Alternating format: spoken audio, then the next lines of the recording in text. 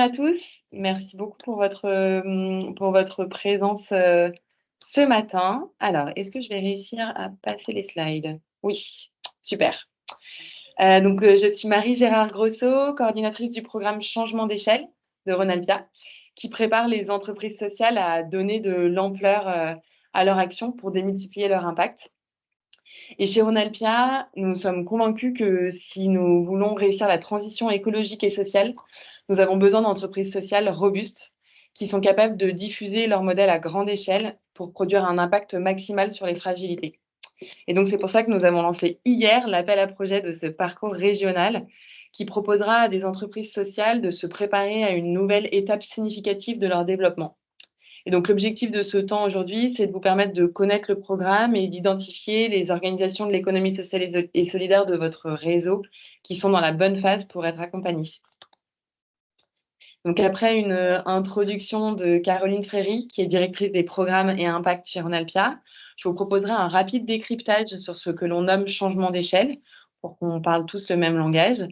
Ensuite, Amélie de Monseigneur viendra nous parler de leur expérience en tant qu'entreprise sociale en changement d'échelle. Puis je vous présenterai un peu plus en détail le programme et les critères de sélection.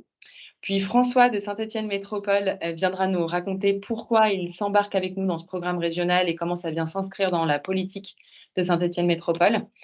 Et enfin, je vous présenterai rapidement les prochaines étapes et comment vous pouvez contribuer à lancer ce programme avec nous.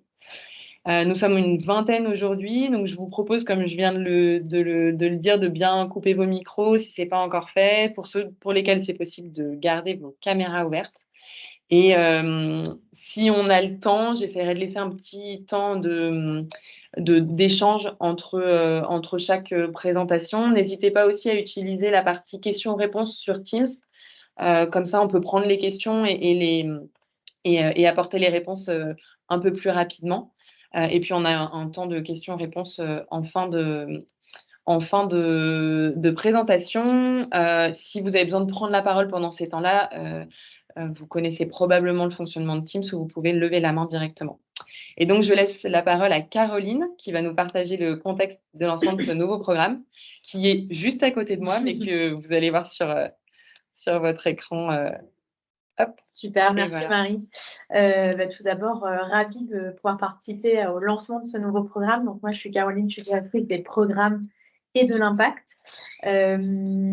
Et donc en rapide introduction, peut-être, c'est important pour nous de vous partager pourquoi Ronalpia a fait le choix de se positionner sur ce stade de développement au-delà voilà, de la vision sociétale que l'on porte avec Ronalpia et avec Marie. Depuis 10 ans, nous, on a accompagné plus de 650 entreprises sociales bien sûr, certaines aujourd'hui ont la maturité et une certaine assise et ont fait le choix d'un changement d'échelle pour démultiplier leur impact. Et donc, nous, aujourd'hui, on fait aussi le choix d'être à leur côté dans cette nouvelle étape, comme on l'a été dans la création ou le développement de leur structure, donc à travers ce nouveau programme. Ensuite, je pense qu'il est important, c'est que nous, on est convaincus aujourd'hui que ces accompagnements sont cohérents, qu'ils sont connectés à un territoire, à un écosystème et aux opportunités qui en découlent, qu'ils soient métropolitains ou ruraux. C'est pour ça qu'aujourd'hui, vous voyez qu'on déploie ce programme à la fois dans des métropoles, mais aussi des territoires ruraux. Et puis, finalement, je pense que c'est important de mentionner qu'on a déjà expérimenté 2 dispositifs d'accompagnement en changement d'échelle, avec le booster à Saint-Étienne depuis 3 ans et un programme de changement d'échelle en ruralité depuis 2 ans, ce qui nous permet aujourd'hui de capitaliser sur ces expériences pour proposer un programme complet finalement aux entreprises sociales de la région. Je change de slide. Oui, tu peux y aller. Alors, pourquoi un programme régionalisé? C'est vrai qu'aujourd'hui, on fait le choix de la régionalisation de notre programme pour plusieurs raisons. Tout d'abord, pour permettre aux entrepreneurs sociaux de s'inspirer d'autres expériences portées par des projets qui seraient en dehors de leur territoire spécifique, leur permettre aussi d'élargir leur communauté de pairs, d'élargir bien sûr le périmètre de réflexion des entrepreneurs et puis de faire découvrir d'autres territoires, d'autres expertises et d'autres expérimentations. Mais pas seulement, c'est aussi pour des raisons, on va dire, pratiques. Le choix de changement d'échelle au niveau d'un territoire ne représente pas, selon nous, un échantillon assez important d'entreprises sociales pour pouvoir avoir une promotion homogène. Donc aujourd'hui, l'élargissement sur 6 départements et 9 territoires nous permet de constituer une promotion homogène en termes de stade de développement et d'avoir aussi cette émulation qu'on recherche. Et donc peut-être pour finir sur cette brève introduction, l'impact visé en 2024 et nos ambitions d'impact, donc c'est de détecter 20 entreprises sociales, d'en accompagner entre 10 et 12 et depuis bien sûr les 9 territoires d'ancrage Rhône-Alpia sur 6 départements en métropole, comme je l'ai précisé, et en ruralité. Ce travail, bien sûr, on ne le fait pas tout seul, bien évidemment, mais en étroite proximité à la fois avec des experts locaux, régionaux, nationaux comme Scale Changer ou Scale Up de l'ESSEC, bien sûr notre communauté d'accompagnateurs, de coachs et d'experts, mais aussi avec les métropoles de Lyon, de Grenoble et de Saint-Étienne et d'autres partenaires comme la Banque des Territoires, par exemple. Donc une vraie communauté, un vrai écosystème autour de ce programme que l'on espère riche et plein d'impact. Et je vais donc laisser la main à Marie maintenant pour décrypter le changement d'échelle un peu plus en détail. Merci beaucoup, Caroline. Donc, du coup, de quoi on parle quand on parle de changement d'échelle? Parce qu'on n'a pas forcément tous la même définition, voire probablement certains n'ont pas la définition aujourd'hui. Et donc, pour faire simple, on est allé s'appuyer sur les définitions et le passage théorique de l'AVIS, qui est une association qui soutient le développement de l'économie sociale et solidaire en France, que la plupart d'entre vous doivent connaître. Qui a donc fait un très beau travail de voilà, théorisation, je ne sais pas si le mot est très joli et très adapté, mais en tout cas de vraiment, ils ont construit un guide stratégique pour bien comprendre le changement d'échelle. Donc c'est vraiment un très bel outil quand on veut comprendre un petit peu mieux cette phase de développement de l'entreprise sociale. Et donc on parle de changement d'échelle pour une entreprise sociale qui cherche à maximiser son impact social. En renforçant son organisation et ou en s'appuyant sur son écosystème. Donc ça nécessite de trouver une équation un équilibre entre l'équation financière économique, bien sûr d'avoir cette stabilité et ce fonctionnement économique, et l'équation sociale pour aller le plus loin possible sur l'impact. Et donc de trouver un modèle socio-économique qui soit pérenne et qui permette de soutenir ce changement d'échelle. J'ai envie de préciser que ça ne se confond pas avec la croissance. C'est une question qu'on me pose souvent, mais c'est quoi la différence finalement entre développement et changement d'échelle? Est-ce que c'est pas juste du développement? Eh ben non, parce que quand on parle de développement, de croissance, on parle plus d'une démarche qui est linéaire, alors que quand on est sur une démarche de changement d'échelle, on est vraiment dans un passage de cap significatif qui va nécessiter de faire évoluer l'activité, le modèle, la manière dont l'entreprise sociale est structurée. Donc ça vient vraiment chambouler un certain nombre d'aspects de l'entreprise sociale. Amélie pourra probablement en témoigner tout à l'heure. Et évidemment, c'est différent pour chaque entreprise sociale en fonction du moment où elle passe dans ce cap-là de son activité, etc. etc. Parler aussi de ce mot maximiser, il y a plusieurs manières de le faire. On peut augmenter l'impact sur ses bénéficiaires, toucher plus de bénéficiaires sur un même territoire, sur de nouveaux territoires, chercher à toucher de nouveaux types de bénéficiaires. Donc voilà, plein de manières de changer d'échelle. Je vais vous en parler un peu plus en détail ensuite. J'ai repris là le schéma de l'AVIS pour parler justement de à quel moment on rentre dans cette phase-là de projection de changement d'échelle. Donc, une entreprise sociale, elle passe bien sûr par l'identification d'un besoin ou d'une opportunité. Elle va tester son modèle, sa solution, créer sa structure.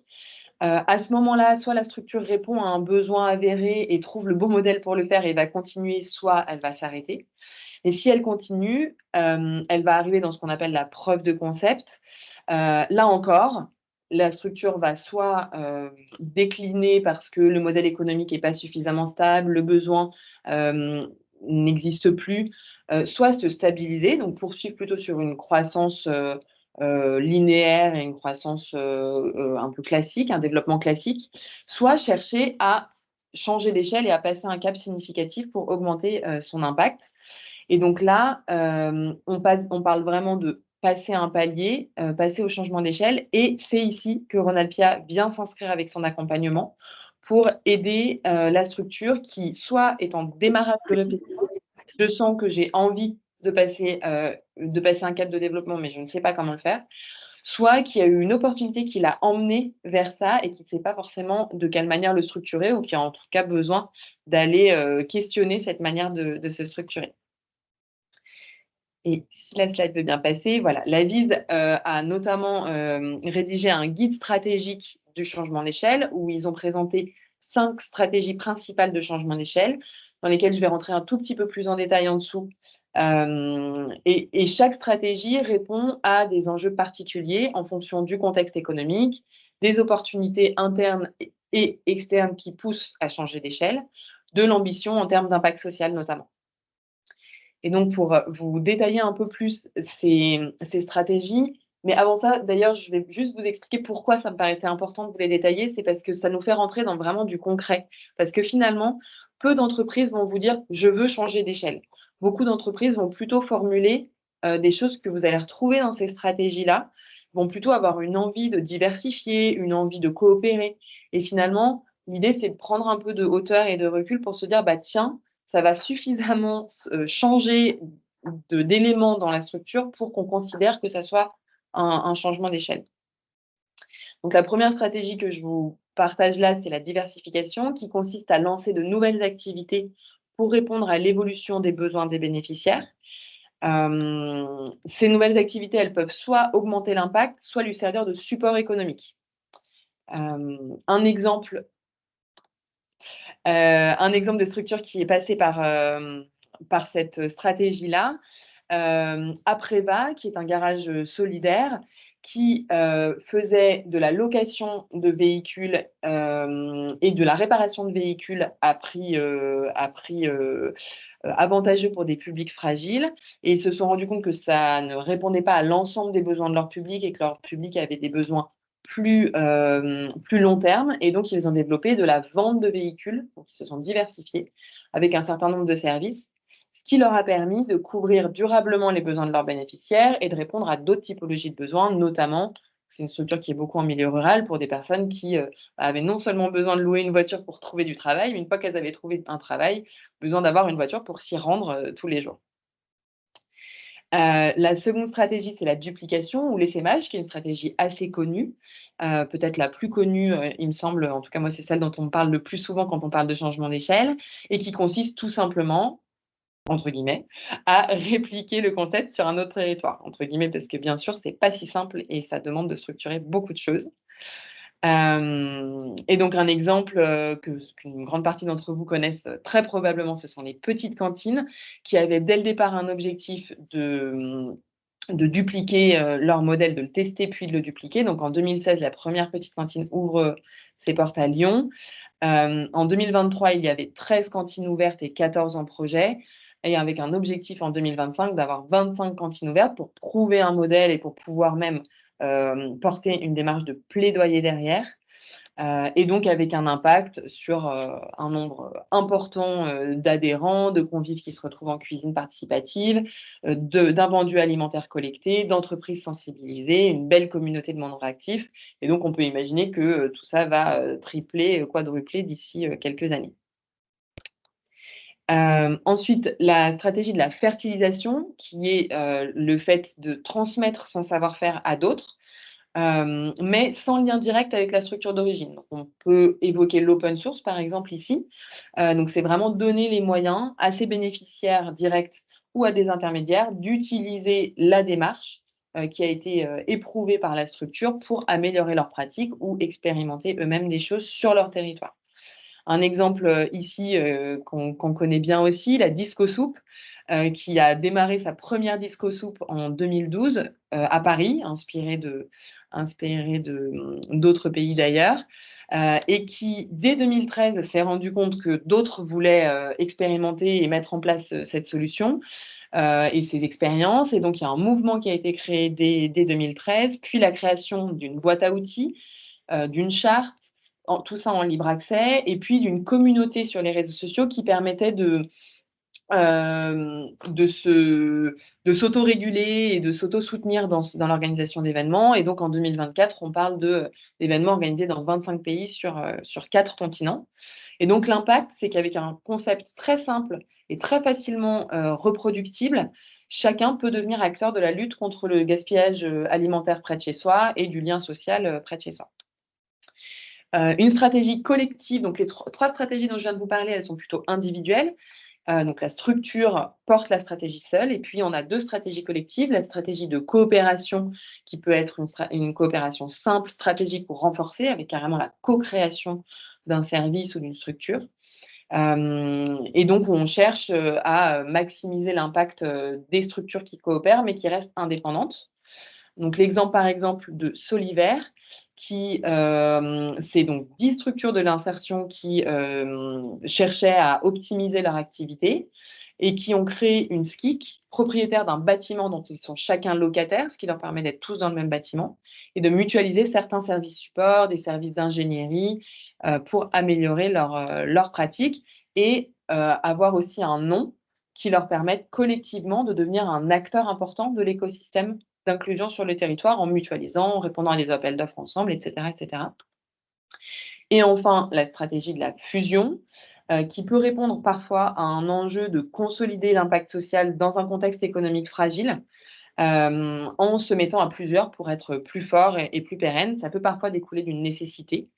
Et donc l'exemple de Article 1, qui est la fusion de Fratelli et Passeport d'Avenir, 2 structures qui avaient des activités similaires, qui étaient guidées par des valeurs communes, sur des territoires distincts et qui se sont fusionnés en un acteur, donc qui ont créé le Article 1, pour leur permettre d'enrichir au niveau national un acteur qui a permis de mettre en commun les compétences, les expériences et les réseaux des 2 entreprises, et donc de toucher aujourd'hui plus de 100 000 jeunes sur 11 antennes régionales. Voilà, et pour terminer rapidement, parce qu'on a pris un peu de retard, je voulais vous lister les questions que se posent les entrepreneurs quand ils sont dans ces phases-là de réflexion en amont du changement d'échelle. Cette liste n'est absolument pas complète et comment on dit, exhaustive. Merci. Évidemment, beaucoup de questions peuvent se poser, mais c'est pour vous donner quelques exemples. Notamment pour une entreprise qui veut changer d'échelle mais ne sait pas comment le faire, n'a pas forcément une stratégie identifiée. Des questions qui peuvent surgir: comment adapter mon concept à d'autres territoires? Quels sont les meilleurs leviers pour diffuser mon savoir-faire? Comment ne pas perdre de vue l'objectif et la mission initiale de ma structure en grossissant? Et par exemple, est-ce qu'on est prêt à coopérer, co-construire avec d'autres, une vision avec d'autres acteurs? Et puis pour des structures qui auraient identifié une stratégie déjà un peu plus précise, comment modéliser mon concept pour le diffuser et diffuser ce qui peut être reproduit dans une idée par exemple de duplication ou de fertilisation? Comment rassurer et impliquer mes parties prenantes, quelle que soit la stratégie choisie? Comment qualifier le potentiel social et économique, soit de ma nouvelle activité, soit de mon nouveau territoire? Et puis, évidemment, comment financer cette nouvelle activité ou ce nouveau territoire. Voilà, je ne sais pas si cette partie-là suscite des questions que vous auriez envie de poser maintenant, avant que je passe la parole à Amélie. Oh, j'ai perdu. Pas de réaction tout de suite. Alors, je vous propose qu'on passe à la suite. En tout cas, on a un temps de questions-réponses super clair, Adrien. Génial. Merci beaucoup. Eh bien, pour illustrer mon propos, on a décidé de mettre en avant un de nos intrépides, qui est en plein changement d'échelle, donc l'entreprise Monseigneur, l'entreprise sociale Monseigneur, qui a été accompagnée par plusieurs programmes de Ronalpia, qui est aujourd'hui accompagnée par le programme Scale Up d'Entropia ESSEC, dans sa démarche de changement d'échelle. Et donc, Amélie Poura-Robin, qui est secrétaire générale, va pouvoir témoigner de ce qu'implique pour eux cette phase de changement d'échelle, la manière dont ils se structurent pour passer ce cap, et aussi pourquoi ils ont décidé de suivre cet accompagnement avec d'autres entrepreneurs en phase de changement d'échelle. Amélie, est-ce que tu es là? Je t'ai aperçue tout à l'heure.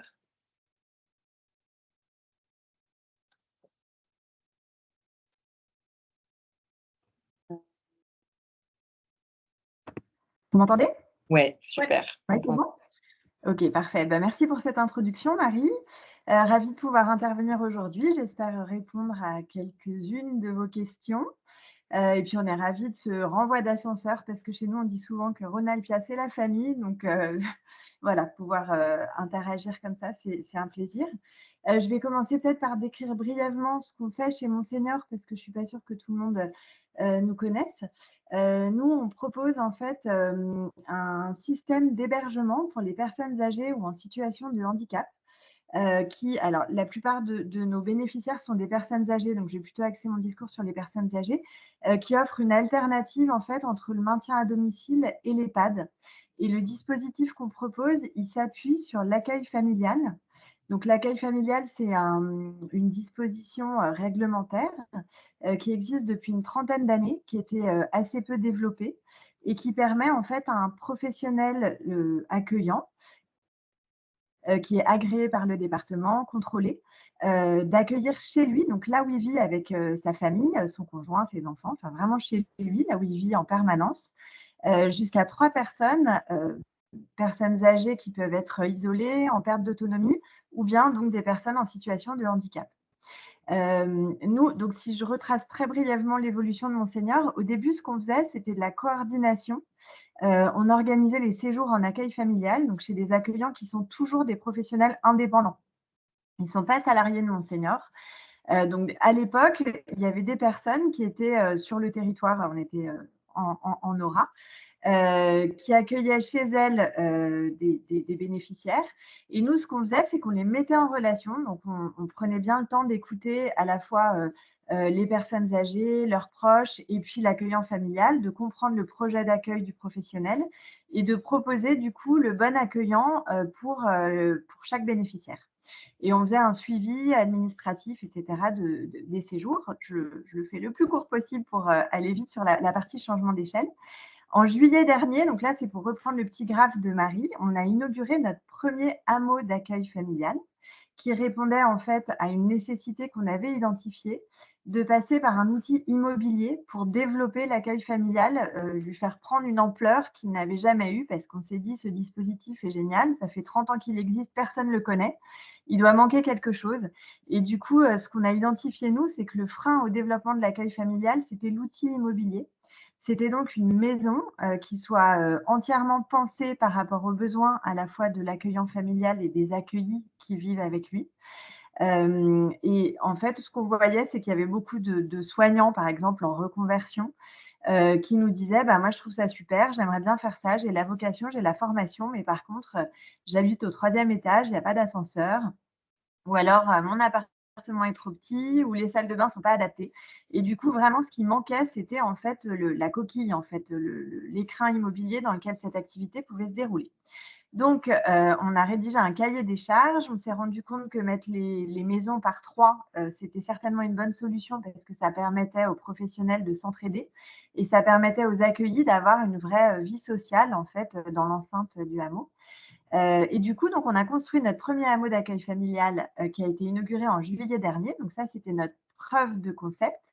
Et après, on a voulu évidemment augmenter notre impact et on s'est demandé comment faire. Et c'est à ce moment-là, en fait, qu'on a intégré du coup le programme Scale Up d'Entropia ESSEC avec d'autres structures comme la nôtre qui réfléchissaient ou étaient en plein changement d'échelle.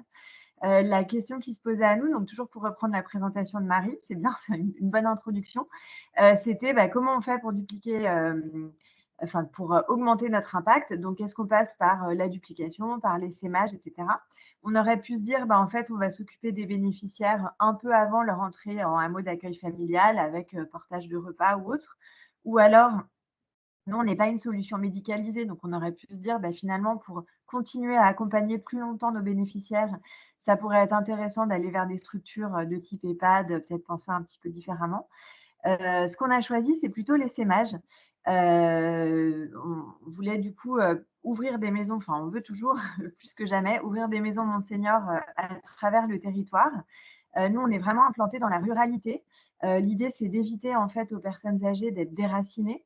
de pouvoir maintenir un lien social là où elles vivent, de pouvoir continuer à aller chez le coiffeur chez lequel elles sont toujours allées, à recevoir des visites de leurs amis, etc. Donc, on s'est dit, finalement, il faut qu'on offre cette possibilité au plus grand nombre en créant, en construisant des maisons Monseigneur un peu partout en France. D'où, donc voilà, on est arrivé à peu près à ce moment-là dans le programme Scale Up, avec ce questionnement sur surtout comment on s'y prend, quelle feuille de route on écrit, par quoi on commence.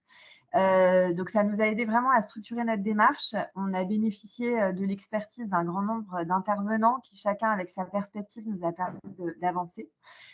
C'était aussi, je pense, une espèce de bulle qui a permis aux cofondateurs d'avoir des échanges assez fructueux, de prendre des décisions, de se poser un peu pour revoir un peu leur vision, leurs ambitions, etc. Donc, un moment, en fait, où on peut prendre du recul, réfléchir un peu à comment on s'y prend pour avancer, un peu loin du tumulte, parce que quand même, ça suit assez vite les bouleversements du changement d'échelle, avec notamment la nécessité de recruter, de trouver des financements, de structurer les équipes du coup qui grossissent un peu vite.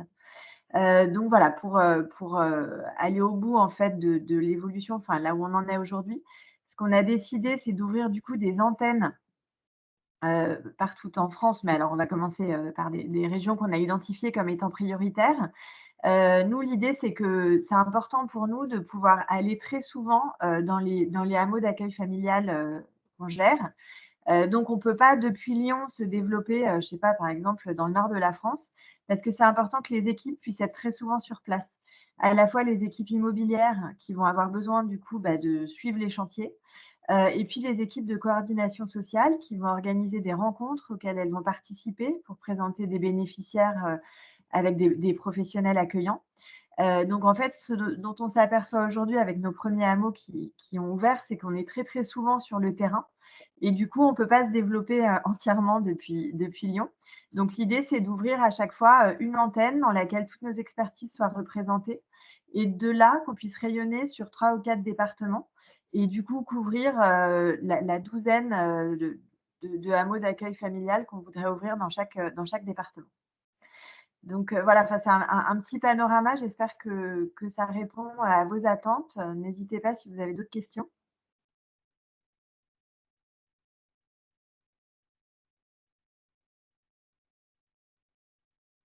Écoutez. Super clair. Super. Merci beaucoup, Amélie. Peut-être, est-ce que tu peux, vu que finalement on a rattrapé un peu de retard, tu peux peut-être nous raconter une ou deux choses qui vous ont été bénéfiques dans l'accompagnement, peut-être un peu concrètement, des temps de co-développement ou des choses auxquelles vous ne vous attendiez pas? Alors concrètement, par exemple, il y a eu des rencontres très intéressantes. En fait, il y a eu quelques réunions en commun avec le même programme que Scale Up, mais pour des associations. Et notamment, on a été en contact avec une association qui propose, ça s'appelle Une lettre, un sourire. Je ne sais pas si certains d'entre vous connaissent. Et en fait, c'est une association qui propose d'aller dans des écoles et d'inviter des enfants à écrire des lettres à des personnes âgées. En fait, c'est né pendant le confinement. Et l'idée, c'était qu'il y avait plein de personnes âgées isolées qui n'avaient de nouvelles de personne, déjà parce que elles étaient isolées. Et en plus, c'était quand même une période où on ne pouvait pas rendre visite aux uns et aux autres. Et du coup, ils se sont dit, on ne peut pas les laisser comme ça sans aucun lien social. Donc, on va proposer à des enfants de leur écrire des lettres. Et puis de là, va peut-être naître une relation. Et puis peut-être qu'après le confinement, les gens pourront se rencontrer et du coup créer vraiment un lien fort. Et donc, en fait, les cofondateurs, pendant qu'ils participaient au programme, ils ont rencontré les responsables de cette association. Et donc, on s'est dit que ce serait vraiment intéressant de faire venir, alors nous, on essaie d'ouvrir les hameaux sur les communautés dans lesquelles on s'implante. Donc, on essaie vraiment de favoriser l'association locale qui vient faire une animation dans le hameau, le responsable de la bibliothèque qui vient lire un bouquin avec les accueillis, etc. Et donc, on s'est dit, en fait, il faudrait ouvrir les hameaux à des écoles et que l'association Une lettre, un sourire vienne animer un atelier où justement les personnes âgées peuvent demander aux élèves de primaire de rédiger une lettre qu'ils vont ensuite envoyer à un proche, enfin voilà, de créer du lien comme ça entre les écoles de nos communautés d'implantation et puis les hameaux d'accueil familial. Donc ça, c'était très concret, c'est une belle idée qui est née comme ça et en fait, il y en a eu plein d'autres. Donc c'est un écosystème en fait qui nous porte. Super. Merci beaucoup Amélie pour ce Merci à vous. partage et d'avoir pris ce temps pendant tes vacances. Merci. C'est un plaisir. Merci. Eh bien, du coup, je vais poursuivre avec la présentation du programme de Ronalpia, d'accompagnement au changement d'échelle. Et ah oui, alors Amélie, je t'avais mis comment on dit, en très visible pour tout le monde. Je vais peut-être t'enlever parce que voilà, ça va te faire un peu beaucoup. Est-ce que vous voyez à nouveau mon écran? Oui. Ouais, ok, super. Merci.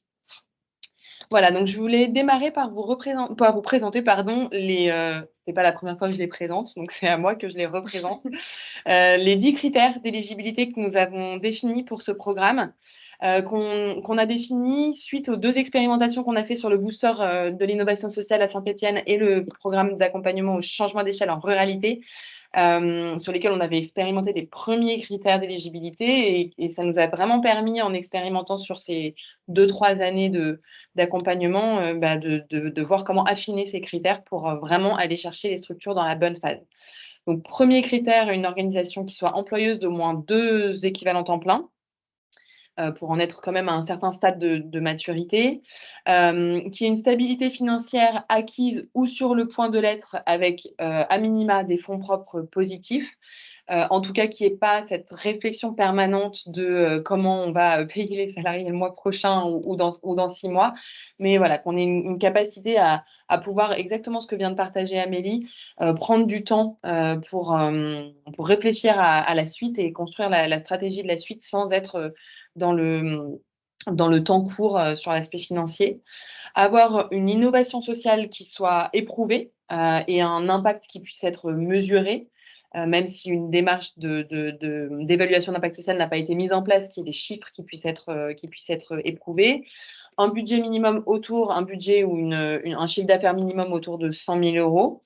On sait que certaines structures seront bien au-delà de ça. Mais voilà, là, c'est le minimum, notamment pour des structures qui peuvent être dans des activités où elles n'ont pas forcément besoin d'un budget très important pour avoir stabilisé un modèle à cette phase-là.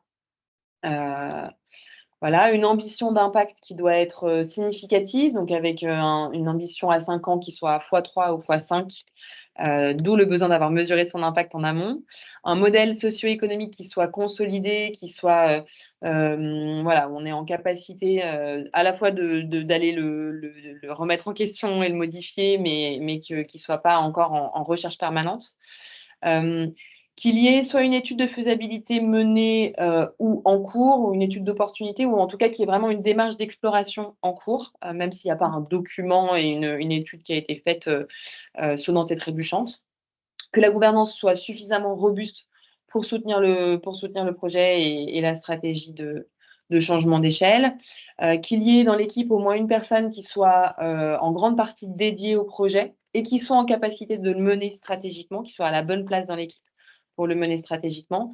Et enfin, qu'il y ait un questionnement sur la stratégie de changement d'échelle en cours. Donc, bien sûr, si la voie est déjà toute tracée, on applique quelque chose qui a été écrit à long, enfin voilà, on sait exactement où on va et on ne peut pas remettre en question cette stratégie, ça ne peut pas fonctionner d'être accompagné chez Ronalpia de toute manière. Amélie pourrait en témoigner, bien que je ne suis pas sûre que ce soit toi qui aies vécu l'accompagnement Ronalpia, mais c'est vrai que quand on est accompagné chez Ronalpia, on se fait chambouler sur nos projets, nos envies, nos stratégies. Donc, c'est aussi important d'être dans ces questionnements-là. Pour les entrepreneurs qui rentreront dans ce programme, les objectifs seront multiples, à la fois de renforcer la vision, la mission, l'ambition de l'entreprise sociale pour garder le cap et ne pas se perdre dans ce changement d'échelle, de mettre en place des outils de pilotage pour structurer le projet, de s'assurer à la fois d'une connexion au territoire d'action et à la fois d'avoir une réflexion sur une recherche d'un impact systémique, si c'est pertinent, de poser les bases de la stratégie de financement pour le changement d'échelle et de renforcer le modèle socio-économique autour de ce projet, d'embarquer, si ce n'est pas déjà le cas, la gouvernance, en tout cas de manière significative, de peut-être la faire évoluer si besoin, d'embarquer les parties prenantes dans le projet, de travailler aussi sur la posture des dirigeants pour porter cette ambition, autant en interne qu'en externe. Par expérience, certains dirigeants voilà, ont besoin aussi de sentir leur légitimité à porter cette nouvelle structure, finalement, cette nouvelle forme de structure à laquelle ils n'avaient pas forcément pensé au moment où ils ont créé leur association ou leur projet initial, qui va susciter beaucoup plus d'interactions, une place peut-être politique ou en tout cas de communication qui sera beaucoup plus importante, une place auprès des salariés qui sera différente du lancement. Faire évoluer l'organisation des ressources et des richesses humaines, que ce soit les salariés, les bénévoles, et puis accompagner aussi son équipe au changement, les embarquer dans l'aventure, et intégrer la démarche d'évaluation d'impact comme un outil de pilotage. Donc vraiment mettre en place cet outil très structurant pour pouvoir en faire vraiment un outil de pilotage. Et chacune de ces thématiques sera abordée sous 3 angles, à la fois comment préparer le sujet au sein de ma structure, à la fois comment impliquer mes parties prenantes sur ce sujet-là, et à la fois comment projeter ce sujet une fois le changement d'échelle opéré. Qu'est-ce que ça représentera dans ma structure dans 3-5 ans. Et donc concrètement, ce sont 24 heures d'accompagnement individuel mené par un accompagnateur expert des enjeux de l'entrepreneur, où il peut y avoir aussi du coaching mis en place pour les entrepreneurs qui en auraient besoin, des séminaires collectifs, donc 8 journées au total.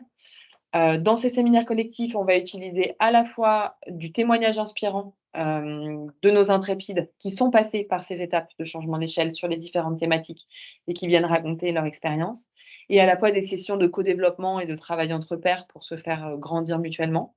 Et puis, on va mettre en place des comités stratégiques territoriaux on va aider les entrepreneurs à s'entourer de personnes stratégiques sur leur territoire pour pouvoir co-construire, ou en tout cas avoir toujours ce regard extérieur du lien au territoire sur les projets de changement d'échelle de l'entreprise.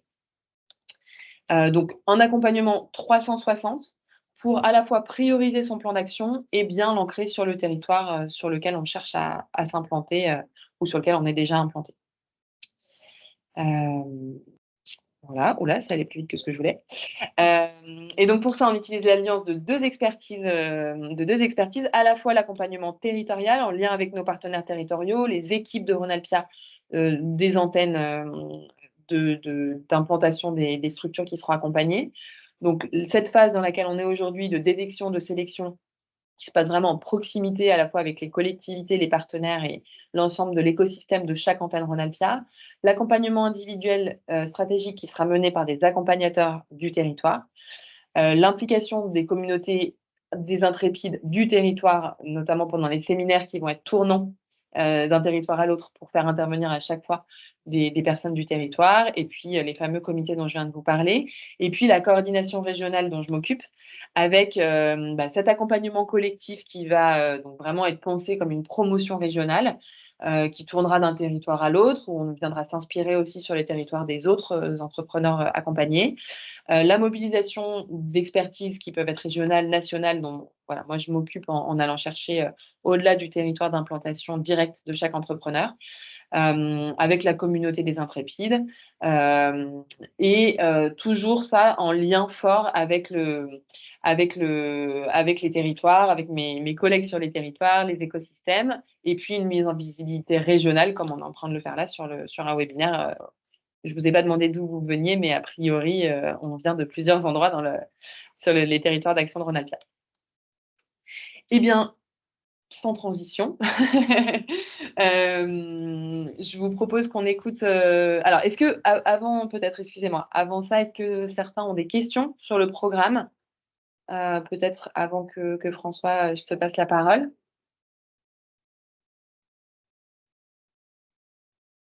D'année. On dirait qu'il n'y a pas de questions. Si. Alors moi, j'avais une petite question. Oui, est-ce que c'est Cyrielle qui parle? Oui, c'est Cyrielle qui parle. Ouais, super. Du coup, Cyrielle, moi, je porte le projet de Lulu dans ma rue à Lyon. Donc, j'avais été accompagnée par Ronalpia au programme implantation. Et du coup, là, nous, on aimerait se déployer, mais on va dire partout en France. Enfin, partout en Chouette. France. Voilà. Et justement, je me demandais si là, le programme était adapté, si on veut se déployer dans d'autres Oui. régions que Saint-Étienne, Grenoble, Lyon, voilà. Tout à fait, tout à fait. Alors effectivement, on parle d'un programme régional parce qu'on accompagne des structures qui sont basées sur la région, de territoire d'action de Rhône-Alpia. Mais on n'est pas du tout bloqué sur les développements, au niveau régional. Au contraire, notamment sur les projets d'essaimage et de duplication, l'objectif, c'est bien de pouvoir accompagner sur des stratégies nationales, voire internationales. Ok, Ouais, tout à fait. merci. Voilà, l'aspect régional, il est vraiment sur le programme en tant que tel, mais pas sur l'ambition, qu'on cherche à soutenir, au contraire. Merci. François, je te propose qu'on poursuive. On aura un petit temps de questions-réponses à la fin. Et donc, on a décidé de donner la parole à l'équipe de Saint-Étienne Métropole, représentée par François, ce matin, qui est partenaire de Rhône-Alpia depuis 5 ans et avec qui nous avons donc expérimenté le programme Le Booster de l'innovation sociale depuis 2021. Qui a permis de soutenir des projets de changement d'échelle, de développement et de consolidation d'entrepreneurs sociaux de ce territoire-là. Et donc, c'est vraiment en grande partie grâce à Saint-Étienne Métropole qu'on a pu expérimenter cet accompagnement. Ça a beaucoup nourri le programme qu'on est en train de lancer aujourd'hui. Et puis, ça nous paraissait aussi important de faire témoigner un représentant d'un territoire qui est engagé auprès de Rhône-Alpia pour donner à voir la pertinence de ces coopérations aussi qui sont très chères à Rhône-Alpia. François, je te laisse prendre la suite. Oui, bonjour à tous. Donc moi, je m'appelle François Chamosset, je travaille au service économique de Saint-Étienne Métropole. C'est le service économique de la métropole qui pilote la politique publique en direction de l'économie sociale et solidaire. Donc ce que je vous propose, moi, dans mon témoignage, c'est qu'on sorte de l'aspect bénéficiaire, comment on sort de l'aspect purement quel est le contenu de l'accompagnement, mais moi, je vais vous expliquer en quoi le process alors nous ici on l'appelle le booster, mais le programme d'aide au changement d'échelle sert la politique publique telle qu'on l'a conçue. Donc ce que je vous propose dans un premier temps, c'est de vous présenter assez rapidement en quoi consiste la politique publique économie sociale et solidaire, et puis voir quelle place on donne au booster à l'intérieur de cette politique publique. Voilà, donc le programme de coopération et de l'économie sociale et solidaire, c'est un programme qui existe depuis une douzaine d'années maintenant sur Saint-Étienne Métropole. Est-ce que tu peux passer la slide suivante, Marie, s'il te plaît? Voilà, elle poursuit 3 objectifs.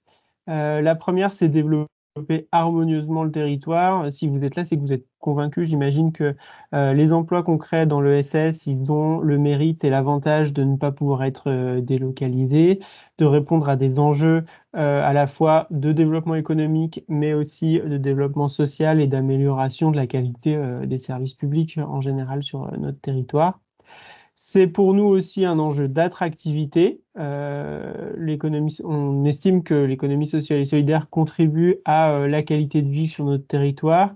Elle favorise l'implantation, le développement durable, et donc va améliorer l'attractivité de notre territoire d'une manière globale. Et puis enfin, elle sert, mais pas que, à répondre aux enjeux du développement durable tels que notre service partenaire du développement durable les ait fixés. Donc il se trouve qu'on accompagne sur le volet économique tout un tas de structures qui sont par ailleurs suivies sur l'aspect développement durable et qui sont conçues comme des outils de mise en œuvre d'une politique publique de développement durable sur la métropole. Voilà, maintenant tu peux passer, s'il te plaît. Donc on a une spécificité à Saint-Étienne, c'est que l'économie sociale et solidaire occupe une place très importante dans l'emploi. C'est lié à des raisons historiques, parce qu'on On est quand même le territoire berceau de la sécurité sociale en France. On a des mutuelles qui sont historiquement implantées et qui emploient toujours énormément de personnes sur notre territoire. On a aussi un réseau associatif et de solidarité locale qui est concomitant du développement de l'industrialisation et donc qui existe depuis plus de 150 ans. Et c'est ce qui explique le fait que l'économie sociale et solidaire, ça pèse sur enfin, en volume dans l'emploi total sur la métropole. Il y a 1566 établissements qui sont concernés et c'est quasiment 20% de l'emploi privé sur le territoire, alors qu'au niveau national, je crois que l'économie sociale et solidaire, c'est 11% de l'emploi privé ou 12%, je ne sais plus, quelque chose comme ça. C'est beaucoup plus impactant. Ce que vous voyez sans doute mal sur les cartes qui sont affichées à droite sur la slide, c'est que on a un problème quand même de répartition de cet emploi. L'emploi dans l'économie sociale et solidaire, il est très concentré sur la ville-centre, la ville de Saint-Étienne en elle-même. Et donc, dans les objectifs qu'on se donne, c'est aussi de développer et de valoriser les initiatives de SS qu'on peut avoir sur l'ensemble du territoire et notamment en milieu rural, parce qu'on a quand même 50% du territoire qui se situe en zone rurale, et notamment en zone de montagne, parce que le territoire se situe aux confins des massifs du Pilat, des monts du Lyonnais et des monts du Forez. Donc on a des enjeux d'accessibilité et on estime que les structures de l'économie sociale et solidaire ont vocation aussi à se développer dans ces zones les plus rurales. Voilà, tu peux changer de slide. Et donc, le programme de coopération de l'économie sociale et solidaire, il s'est construit de manière assez incrémentale au fil du temps et il est aujourd'hui structuré par 4 axes qui recoupent un petit peu le cycle de vie d'une structure de l'économie sociale et solidaire. On a l'axe 1 qui a été conçu au départ, consiste à pouvoir sensibiliser et promouvoir l'économie sociale et solidaire. Alors, sensibiliser et promouvoir, c'est une logique d'aller vers, hein. Il s'agit d'organiser des événements, de soutenir des événements qui s'adressent au grand public. Donc, à Saint-Étienne Métropole, on a le salon Tatou Juste, qui est un peu l'équivalent du salon Prime Vert à Lyon, si vous situez un peu. Donc, qu'on soutient et qu'on accompagne. Il s'agit aussi de rendre visible, de promouvoir l'économie sociale et solidaire auprès d'acteurs qui ne sont pas forcément concernés par ce secteur-là. Ça implique le monde étudiant, notamment, hein. On mène des actions à destination pour promouvoir l'entrepreneuriat dans le secteur de l'entrepreneuriat dans un mode économie sociale et solidaire auprès d'un public étudiant.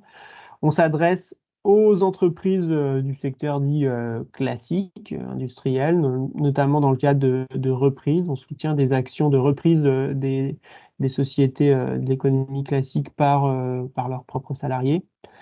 Et puis aussi, il y a un gros travail de sensibilisation que nous, on mène, c'est auprès de nos collègues qui sont acheteurs publics, que ce soit à l'intérieur de Saint-Étienne Métropole, mais également dans les communes membres. Voilà, ça c'est le premier axe. Le deuxième axe, c'est un accompagnement à l'émergence. Donc une fois qu'on a sensibilisé, en fait la question qui s'est posée, c'est comment on accompagne les projets entrepreneuriaux. Et donc c'est dans ce cadre-là qu'on a initialement fait appel à Ronalpia en 2019 pour une convention sur un programme Lance-toi, un programme d'accompagnement à la création d'activités dans le champ de l'ESS. Ensuite, on a l'axe 3, c'est plutôt un aspect consolidation. Donc là, c'est pour l'aspect consolidation, c'est des actions d'accompagnement pour aider les structures à se financer, à se pérenniser et éventuellement à trouver des solutions lorsqu'elles sont en difficulté. Voilà, on avait ces 3 axes. On pensait qu'on était arrivé au bout et en fait, on se rend compte que maintenant sur notre territoire, on a des structures de l'ESS qui rencontrent un fort succès, qui ont des beaux potentiels de développement et surtout qui sont des outils de mise en œuvre importants de nos politiques publiques dans le domaine du développement durable, de la mobilité, de la santé. Et que pour pouvoir les soutenir dans leur action, il faut les aider à changer d'échelle. Et c'est dans ce cadre-là qu'à partir de 2021, on a mis en place un axe 4 lié au changement d'échelle. Alors, je vais passer un petit peu plus de temps sur sur l'axe 4. Si tu veux bien changer de slide, Marie, s'il te plaît. Et donc, l'axe 4, il découlait en 3 actions principales. Les 2 premières, je passe rapidement dessus. Hein. C'est la création d'un pôle territorial de coopération économique en lien avec l'État, le gouvernement qui soutient ce type d'initiative sur les territoires. Le deuxième, c'est un soutien à l'achat public responsable. Donc, pour nous, ça reboucle un petit peu avec l'axe 1 que je vous présentais tout à l'heure, hein, celui sur la sensibilisation des acheteurs publics aux enjeux de l'ESS. Et la troisième action, c'est le changement d'échelle, l'accompagnement au changement d'échelle. Donc, depuis 2021, on accompagne entre 4 et 6 structures par an. On a missionné Ronalpia plutôt pour accompagner entre 4 et 6 structures par an pour participer à un programme de changement d'échelle qui est sur notre territoire. Et on s'occupe de la partie sourcing, la partie recrutement. Et l'accompagnement dure 6 mois quasiment, entre mai, au moment des comités de sélection, et fin novembre, où il y a une soirée de fin de parcours. Voilà, tu veux bien changer de slide? C'est la dernière. Alors, pour nous, l'intérêt d'avoir ce qu'on appelle, nous, un booster de l'innovation sociale, mais ce que va appeler demain un programme de changement d'échelle, c'est que ça permet de faire un focus sur des structures qui ont un intérêt particulier sur les enjeux de politique publique qu'on peut avoir. Alors, moi, je travaille au sein du service économique de Saint-Étienne Métropole, donc du coup, mon premier intérêt sur le programme Booster, c'était de faire le lien entre les structures accompagnées et nos filières d'excellence. Donc, nos filières d'excellence en développement économique, c'est le manufacturing, enfin l'industrie, la métallurgie, le design et les medtech, les activités en lien avec les dispositifs médicaux. Et puis, dans un second temps, on s'est rendu compte qu'on pouvait aussi utiliser ce programme changement d'échelle pour pouvoir impliquer davantage des collègues qui portent des politiques publiques sectorielles, que ce soit donc dans le domaine du développement durable, des déchets par exemple, du recyclage et de l'économie circulaire, ou alors des transports. Et donc, c'était encore une fois à la fois une manière d'accompagner et aussi une manière de sensibiliser les acteurs publics, parce que voilà, on est une métropole assez grande, on n'a pas forcément accès toujours à tous les collègues qui portent des politiques publiques sectorielles. Et donc, avoir ce programme de coopération process, c'était une manière de ce programme booster, c'est une manière de faire connaître les acteurs de l'ESS qui pouvaient agir dans le secteur, dans les champs d'application des politiques publiques sectorielles que les collègues étaient en train de mettre en œuvre.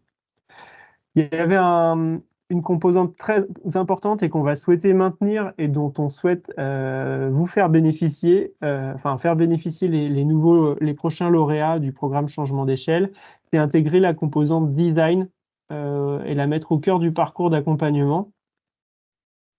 Intégrer une composante design, pour nous, le design, c'est pas seulement une filière d'excellence, c'est pas une activité en soi, c'est aussi une manière d'appréhender les activités des acteurs économiques, repenser les usages, la forme, l'organisation des structures. Et donc, nous, on estime que l'approche design sert à justement re-questionner le modèle économique des structures, changer de perspective, à intégrer davantage les usagers dans la redéfinition des organisations, et puis réinventer aussi les organisations.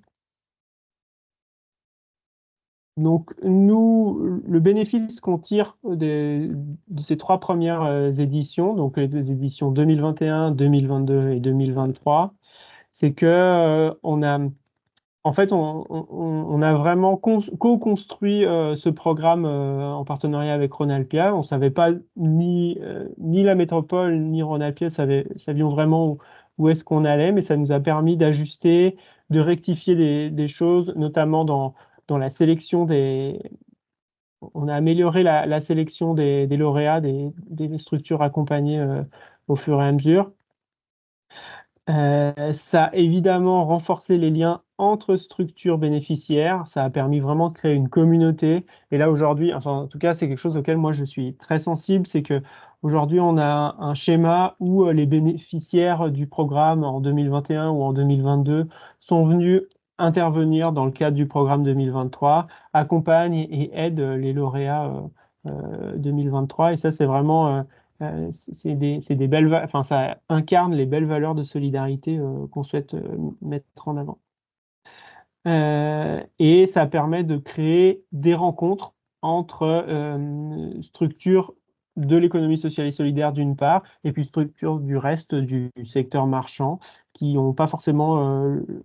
Ça permet de sortir d'un certain nombre de préjugés et ça améliore l'interconnaissance sur ces questions-là. Voilà, je ne sais pas si vous avez des questions.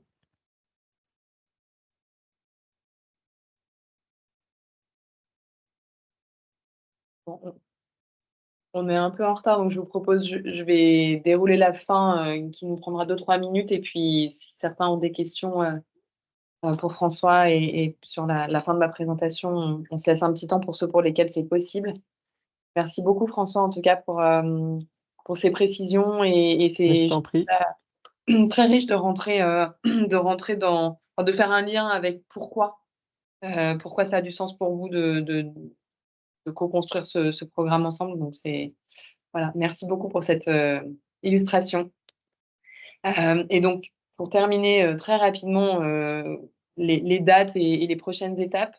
Alors oui, Caroline en a parlé au début et on voulait juste repréciser bien les territoires sur lesquels on agit. Donc, je ne vais pas rentrer plus dans les détails là, mais en tout cas, le programme va être déployé sur les 3 métropoles de Lyon, Grenoble et Saint-Étienne, et dans les territoires ruraux sur les autres antennes de Ronalpia que vous voyez apparaître à l'écran, parce qu'on veut garder aussi une notion d'agir pour les structures en territoires ruraux. Et donc, sur le calendrier, très rapidement, donc l'appel à projet a été lancé hier, il se clôturera le 22 mai.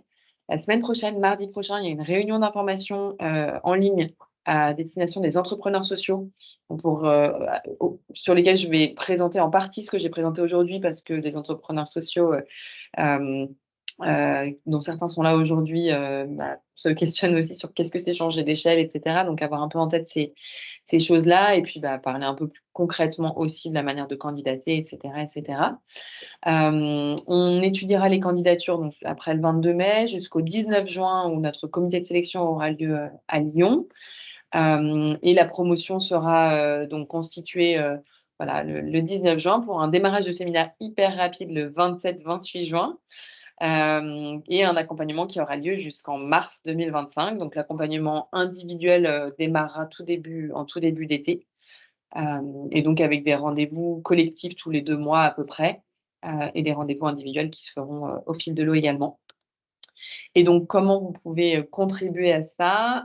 Bien sûr, en relayant notre appel à projet, à la fois sur les réseaux sociaux. Il y a un post LinkedIn qui est parti hier matin.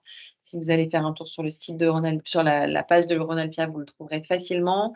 On a un kit de communication aussi. Donc, ce que je vais faire, c'est que je vais vous renvoyer un lien vers le replay de ce webinaire tout à l'heure, si vous voulez le diffuser autour de vous, si vous connaissez des gens qui auraient besoin de s'informer là-dessus. Et puis, je vous enverrai un petit lien vers le kit de com, etc. Et puis, évidemment, vous pouvez nous envoyer, si vous connaissez qui que ce soit de Ronalpia, il me renverra, même si vous n'avez pas mon mail à moi directement, au moment où vous pensez à un entrepreneur, n'hésitez pas à nous renvoyer tout entrepreneur qui vous paraît dans la bonne phase. Et nous, en échangeant avec les entrepreneurs, on les aidera aussi à identifier. Merci beaucoup, Olivier. Bonne journée. Voilà, s'ils sont dans la bonne phase, c'est pertinent pour eux de candidater cette année. Et puis, clôture de l'appel à projet le 22 mai. Donc, d'ici là, antenne ouverte et on reste en contact pour se partager pour en tout cas être sûr que ça arrive aux oreilles des bonnes personnes d'ici là. Et si vous avez des questions, si vous avez encore 1 ou 2 minutes. Et bon, j'ai eu plein de messages qui disaient que c'était très clair. Il y a des questions qui ressurgissent par la suite. Si, truc où je suis pas sûre d'avoir bien compris ça, n'hésitez pas aussi. Mes coordonnées sont sur le site de Ronalpia. Donc, envoyer un petit mail, me passer un coup de fil. Cyrielle, je vois que tu as ouvert ton micro.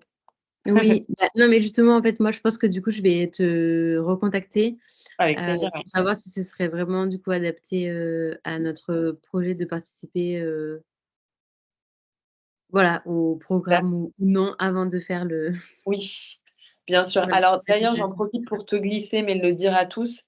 Faire la préinscription sur notre site, ça permet d'avoir accès au dossier de candidature en version papier, en version Word. Et donc, ça permet de voir toutes les questions qu'on pose.